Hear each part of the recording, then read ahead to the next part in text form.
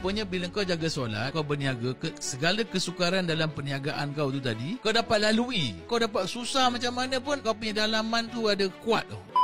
Kita jangan terus belajar bab 2, bab 3, business, marketing. Ini jangan belajar dulu. Kita belajar bab 1 dulu.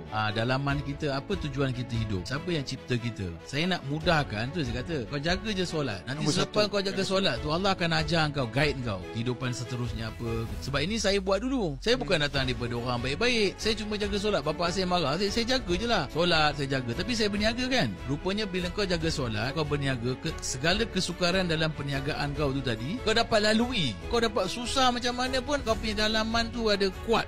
Jadi kau nak jalan.